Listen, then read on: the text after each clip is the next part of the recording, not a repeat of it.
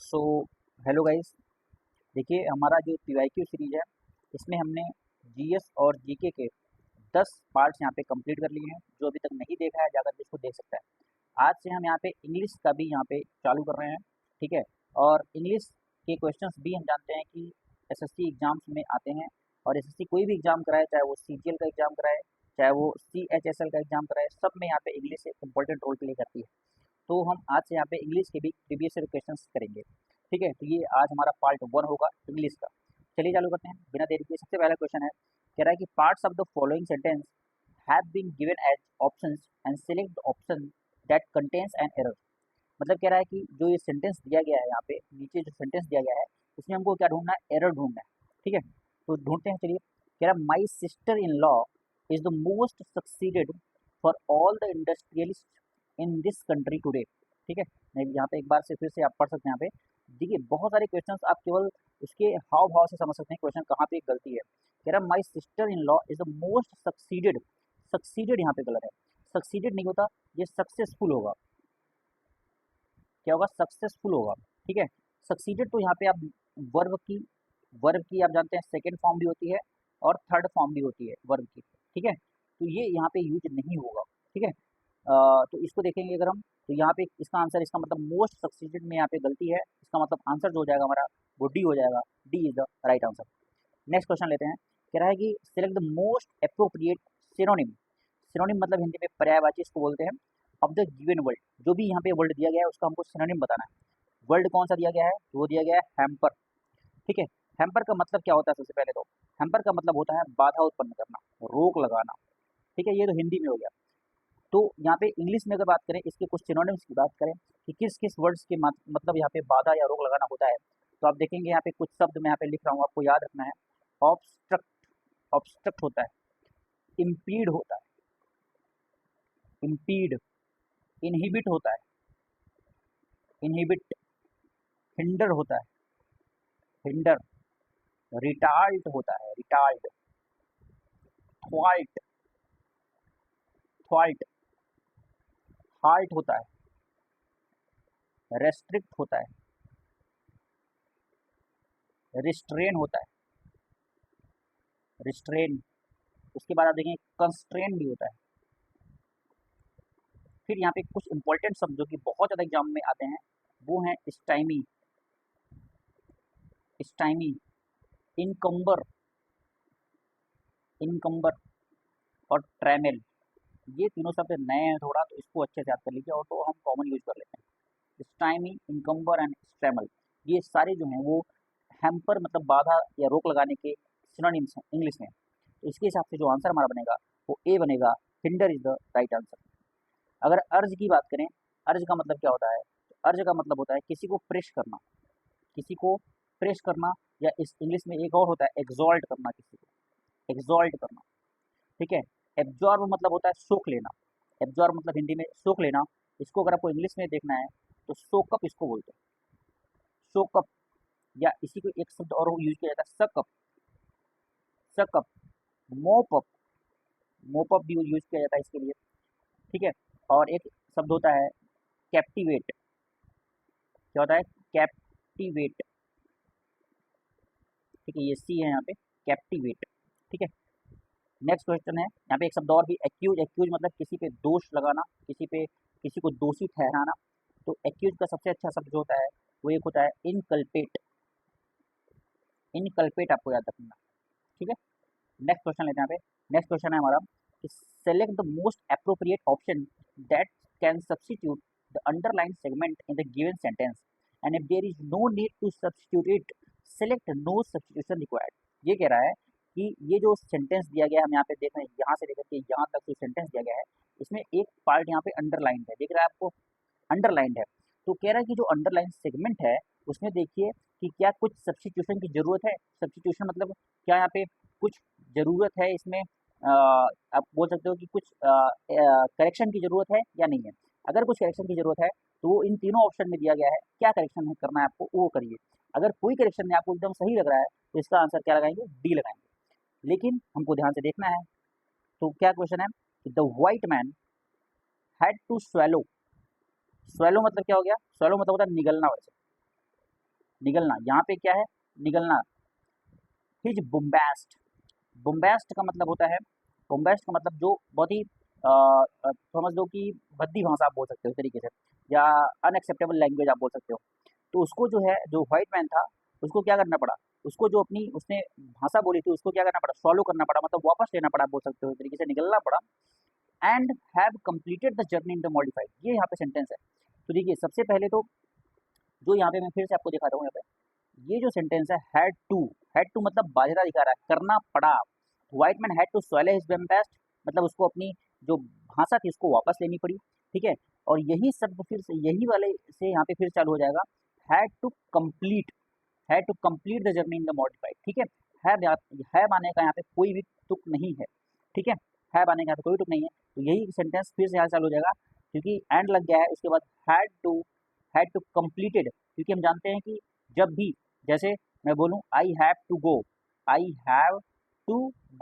तो हमेशा जब हैड टू मतलब मुझे जाना है, तो इसके साथ हम वर्ब की फर्स्ट फॉर्म ही यूज करते हैं। तो कंप्लीटेड नहीं होगा और हैव भी नहीं होगा, तो यहाँ पर वर्ब की फर्स्ट फॉर्म आएगी। कंप्लीट्स तो नहीं होगा, क्योंकि कंप्लीट तो ये इंडिपेंडेंस वो प्रेजेंट इंडिपेंडेंस टेंस में लगता है, ठीक है। उसके बाद बात करेंगे यहाँ पे आंसर क्या हो जाएगा, सी इसका सही आंसर हो जाएगा। इंडिपेंडेंस नहीं है, सॉरी, इंडेफिनिट होता है, ओके, सॉरी, प्रेजेंट इंडेफिनिट होता है, ठीक है। तो सॉरी फॉर मिस्टेक यार, प्रेजेंट इंडेफिनिट होता है, ठीक है। तो यहाँ पे क्वेश्चन नेक्स्ट लेते हैं। यहाँ पे नेक्स्ट क्वेश्चन है हमारा कि select the most appropriate option to fill in the blank, fill in the blank वाले क्वेश्चन दिया है। कह रहा है द न्यू इंटर्न, इंटर्न मतलब इंटर्नशिप, आपने सुना होगा, इंटर्नशिप एक ट्रेनिंग होती है, जैसे किसी कंपनी में आप जाते हैं, कुछ भी आपको ट्रेनिंग कराई जाए उसको इंटर्नशिप बोलते हैं। तो जो न्यू इंटर्न था, तो जो ट्रेनिंग करता है एक्चुअली उसको इंटर्न बोलते हैं वहाँ पे। तो जो न्यू इंटर्न मतलब जो नया ट्रेनिंग था, वॉज ईगर, ईगर मतलब होता है बहुत उत्सुक था, उत्सुक था टू लर्न मतलब सीखने के लिए। अब क्या सीखने के लिए, रोप्स, राइड्स, टाइट्स या फ्लाइज। तो देखिए यहाँ पे प्रॉब्लम क्या है कि ये सेंटेंस में ईडियम यूज कर देता है, क्या यूज करता है, ईडियम यूज कर देता है। ईडियम यहाँ पे क्या है, लर्न द रोप, क्या है, लर्न द रोप। ये यहाँ पे क्या है, लर्न द रोप मतलब होता है, ये एक ईडियम है और इसका मतलब होता है to learn the basic skills, learn the basic skills, ठीक है। आपको बेसिक चीज़ें सीखने के लिए हम लर्न द रोप का यूज़ करते हैं। तो इस वजह से यहाँ पे जो होगा वो इसका आंसर ए होगा, क्या होगा, ए होगा, of the corporate world. Next question है पांचवा, select the most appropriate verb या verb phrase to fill in the blank, ठीक है। कह रहा है इन 2030, सबसे पहले तो जब भी क्वेश्चन आया, चाहे 2024 में क्वेश्चन आया था, तो इन 2030 का मतलब क्या हो गया, ये क्वेश्चन किसकी बात कर रहा है, ये फ्यूचर की बात कर रहा है, ये फ्यूचर की बात कर रहा है। इसका मतलब जो भी यहाँ पे वर्ब भरी जाएगी वो कैसी होगी बताइए, वो फ्यूचर वाली ही होगी, हमको लेनी है फ्यूचर वाली वर्ब की लेनी है। ये नहीं होगा, कुड भी नहीं हो सकता, हाँ, हैव तो प्रेजेंट का हो गया, और सेल हैव बीन ये भी प्रेजेंट, ये भी पास्ट का हो गया। बहुत सारे लोग देखेंगे सेल है, सेल तो फ्यूचर में होता है, बट सेल हैव बीन का मतलब जो चीज़ हो गया है, ठीक है। तो इसका आंसर सिंपल सा सी हो जाएगा। मतलब 2030 में एडवांसमेंट्स इन टेक्नोलॉजी, मतलब जो टेक्नोलॉजी में एडवांसमेंट होगा वो क्या होगा, वो क्या होगा, द वे वी लिव, मतलब वो क्या होगा, जो जिस तरीके से हम रहते हैं उसको रीसेप करेगा, ठीक है। तो इस तरीके से इसका आंसर क्या हो जाएगा, सी इसका सही आंसर होगा। इस तरीके से क्वेश्चन हम कर सकते हैं। नेक्स्ट क्वेश्चन है, select the most appropriate synonym of the given word. तो पेनेसिया दिया गया है, और पेनेसिया का क्या पूछ रहा है, पेनेसिया का सिनोनिम पूछ रहा है। पेनेसिया का मतलब मैं आपको बता दूं, पेनेसिया का मतलब होता है रामबाण, पेनेसिया का मतलब होता है रामबाण, ठीक है। इसके सिनोनिम्स होते हैं, जैसे क्योर आप देखोगे, क्योर इसका सिनोनिम होता है, एक होता है एलिक्सिर, एलिक्सिर भी इसका यहाँ पे सिनोनिम होता है, एक होता है नॉस्ट्रम, नॉस्ट्रम भी इसका सिनोनिम्स होता है, ठीक है। प्रेशर का मतलब आप समझते हैं दबाव होता है, सर्वे मतलब होता है सर्वे मतलब निरीक्षण, सर्वे मतलब आप बोल सकते हो कि किसी चीज़ का सर्वे करना हम बोलते हैं। और रेमेडी, रेमेडी का मतलब भी होता है रामबाण, मतलब किसी का चीज़ का यहाँ पे इलाज करना इस तरीके से। तो इसका आंसर हो जाएगा डी, इसका सही हो जाएगा। मिरेकल का मतलब होता है चमत्कार, मिरेकल का मतलब क्या होता है, चमत्कार होता है, ठीक है। तो इस तरीके से इसका आंसर डी बन जाएगा। नेक्स्ट क्वेश्चन लेते हैं यहाँ पे। नेक्स्ट क्वेश्चन है हमारा कि यहाँ पे हमको क्या करना है, वही फिर से सब्स्टिट्यूशन का क्वेश्चन पूछा है। यहाँ पे जो अंडरलाइन ईडियम दिया गया है उसको सब्स्टिट्यूट करना है, ठीक है। जब भी आपको देखिए यहाँ पे क्या एवरीवन, जब भी एवरीवन ईच वन देता है तो हमको वर्ब की फर्स्ट फॉर्म ही लगानी है, सेज, सही है। एवरीवन सेज दैट मतलब सब लोग कहते हैं कि वेकिंग अप, वेकिंग मतलब उठना, अर्ली इन द मॉर्निंग मतलब सुबह उठना, इज बेनिफिशियल मतलब लाभदायक है, फॉर आवर हेल्थ मतलब हमारे स्वास्थ्य के लिए, एंड ओवरऑल वेलबींग मतलब पूरी तरीके से हमको ठीक ठाक रहने के लिए और हमारे स्वास्थ्य के लिए सुबह उठना एक लाभदायक होता है। बट लेकिन it is easier sad then done. तो ये जो अंडरलाइन है इसी को हमको क्या करना है, सब्स्टिट्यूट करना है। तो अगर पहला हम ऑप्शन देखें, इट इट इज, तो यहाँ पे रहेगा it is not as easy as it seems to be. Second option है step towards better health. Third option है it is a life filled with excitement, या it is to start performing better. सारे जो option है ये out of context है, थोड़ी भी इंग्लिश आपको पता है इसका मतलब, but it is not as easy as it seems to be. इसका मतलब है कि ठीक है, ये बात तो सही है कि सुबह उठना लाभदायक होता है, लेकिन ये उतना भी आसान नहीं है जितना हमें लगता है। ठीक है, इसका मतलब आंसर यहाँ पे ए इसका सही आंसर होगा। नेक्स्ट क्वेश्चन लेते हैं हम। नेक्स्ट क्वेश्चन है the most appropriate option to fill in the blank. Fill in the blank से क्वेश्चन आते हैं। During the meeting the employers, employer मतलब जिसने यहाँ पे लोगों को रोजगार दे रखा है उसको एम्प्लॉयर बोलते हैं। एम्प्लॉयर्स क्या was clear as he calmly addressed each team member's concerns and provided insightful solutions. तो during the meeting the employers compose का तो यहाँ पे ये हो गया वर्ब, तो ये इसका आंसर नहीं होगा। कंपोज्ड भी एक तरीके से देखा जाए तो वर्ब ही है, हालांकि इसको एडजेक्टिव के रूप में भी यूज कर सकते हैं हम। और कंपोजेस भी ये तो वर्ब हो जाएगा, तो यहाँ पे इसको आंसर हो जाएगा कंपोजर होगा। कंपोजर क्या है? कंपोजर एक नाउन है। कंपोजर का मतलब क्या होता है? कंपोजर का मतलब होता है काम रहना और अपने माइंड पे कंट्रोल रखना। ठीक है, उसको बोलते हैं कंपोजर, बहुत काम रहना एकदम। तो एम्प्लॉयर्स का जो कंपोजर था वो एकदम क्लियर था। ठीक है, तो ये इसका आंसर हो जाएगा। नेक्स्ट क्वेश्चन है कि select the incorrectly spelled word. Incorrectly मतलब हमको स्पेलिंग कौन सी गलत है ये ढूंढना है। ठीक है, एक्सट्रेनियस, एक्सट्रेनियस एकदम सही है। एक्सट्रेनियस का मतलब क्या होता है? इररेलेवेंट। क्या होता है? Irrelevant, relevant. ठीक है, इररिलेवेंट, इररिलेवेंट होता है मतलब किस जो कि एकदम अप्रासंगिक हो। रिलेवेंट होता है ना, इसका होता है इररिलेवेंट होता है। क्विशेंट, क्विशेंट भी सही है। क्विशेंट का मतलब डोरमेंट, डोरमेंट जो कि एकदम बहुत दिनों से एकदम सुसुप्त अवस्था में पड़ी है उसको क्विशेंट बोलते हैं। पोस्थुमस मतलब क्या होता है? मरणोपरांत।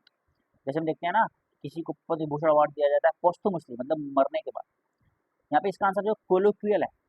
कोलिक्वियल का मतलब एक्चुअली में ये स्पेलिंग तो गलत है। कोलिक्वियल की स्पेलिंग जो होगी वो होगी COLLOQUIAL होगा।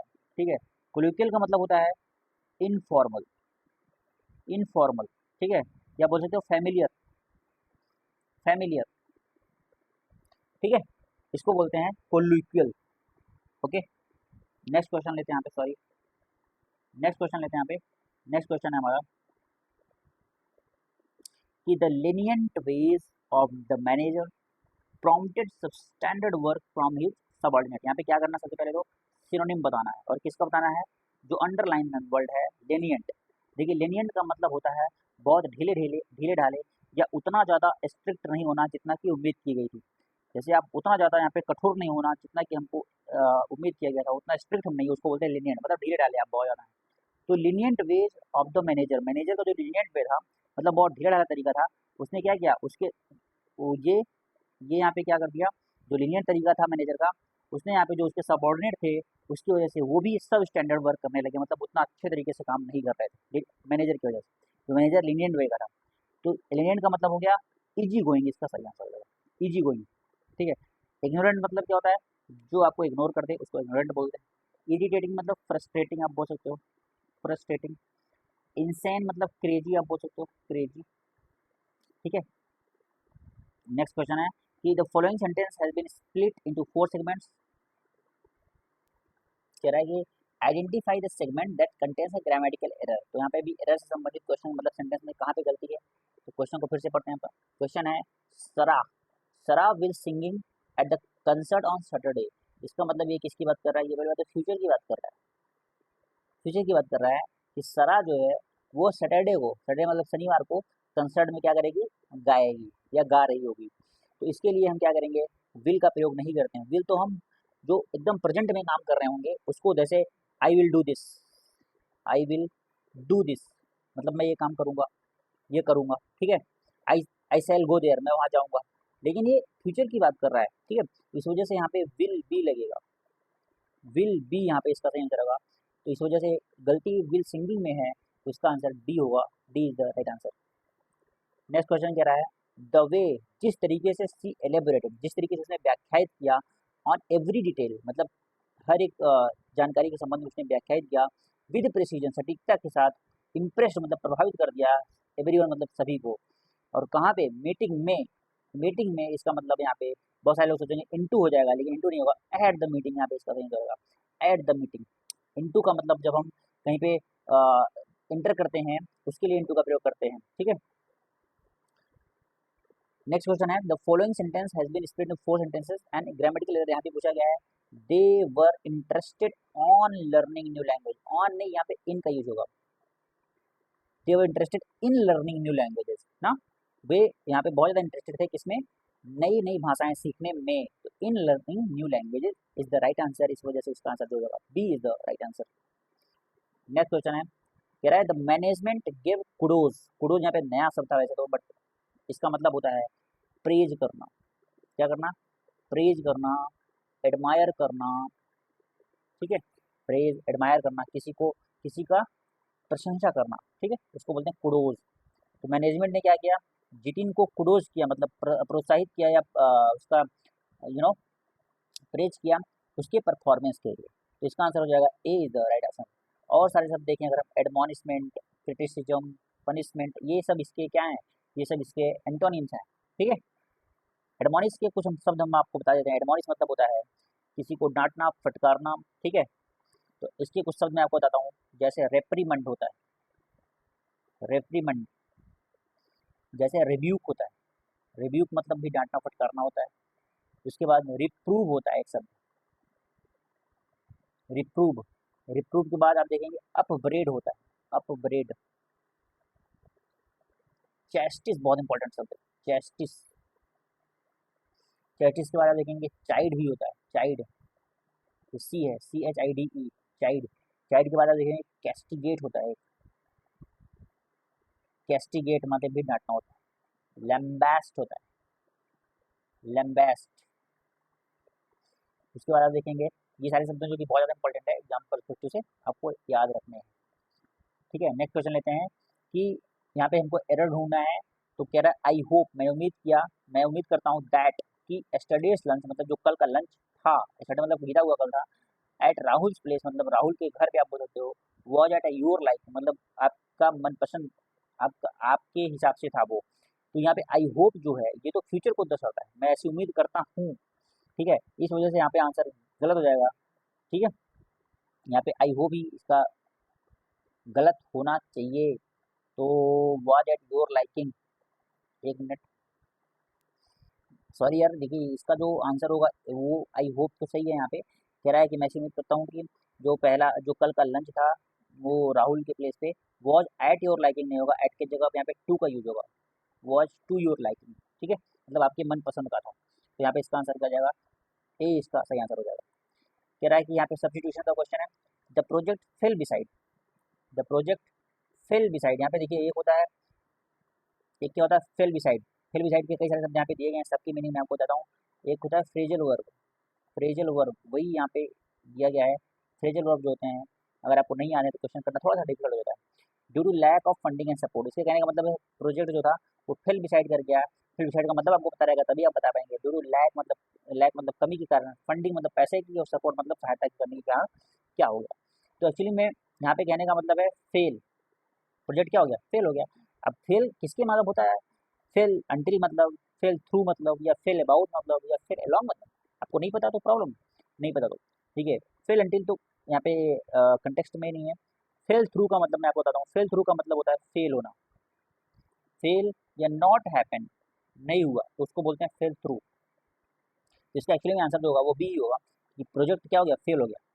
फेल अबाउट, फेल अबाउट का मतलब होता है कि बहुत तेजी से हंसना, uncontrol, laughing, laugh uncontrollably, uncontrol तरीके से आप क्या करो, अनकंट्रोल तरीके से आप लॉफ करो, हंसना, उसको बोलते हैं फेल अबाउट। और फेल अलोंग का मतलब होता है आप कहीं नहीं चाह रहे थे लेकिन अनइंटेंशनली अनइंटेंशनली या पैसिवली आपने उस ग्रुप या आइडिया में आपको जुड़ना पड़ा, उसको बोलते हैं फेल अलोंग। ठीक है, तो इसका आंसर हो जाएगा B is the right answer. Reluctant मतलब अनिच्छा, इसका अनिच्छा मतलब आपकी इच्छा ना हो तो उसको बोलते हैं अनविलिंग। इसका एक शब्द और होता है ग्रजिंग, ग्रजिंग इसका एक शब्द होता है GRU। ठीक है, GRUDGING, ग्रजिंग। ग्रजिंग का मतलब होता है अनिच्छा। अनरिलेंटिंग, अनरिलेंटिंग का मतलब होता है कि कंटिन्यूसली स्ट्रांग बना रहा, कंटिन्यूसली स्ट्रांग होना, उसको बोलते हैं अनरिलेंटिंग। क्यूरियस मतलब ईगर, बहुत ज़्यादा उत्सुक होना। प्लेजेंट मतलब होता है सुहावना। ठीक है, सुहावना को बोलते हैं प्लेजेंट। नेक्स्ट क्वेश्चन है कि the flight was about to take off when suddenly the authorities came to ensure to record of maintenance।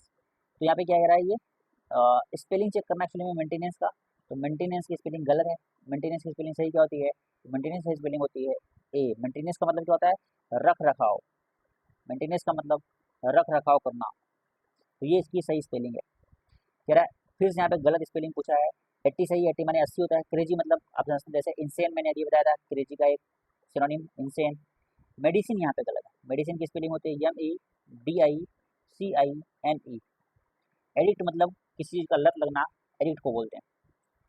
Next question है कि वाइल शी वॉज, यहाँ पे क्या करना है आपको? एरर ढूंढना है। While she was watched the movie her phone wrong, तो यहाँ पे गलत है। वाइल जब लग जाए मतलब ऐसा कोई चीज़ आप कर रहे हो उसको उसके लिए आता है। वाइल सी वॉज वॉच्ड नहीं होता, वाइल सी वॉज वॉचिंग होगा। वाइल सी वॉज वॉचिंग मतलब वॉचिंग द मूवी मतलब मूवी वो देख रही थी, जब वो मूवी देख रही थी। हर फोन रैंग मतलब उसका फोन बजा ना। जैसे while I was teaching, while I I was teaching मतलब जब मैं पढ़ा रहा था।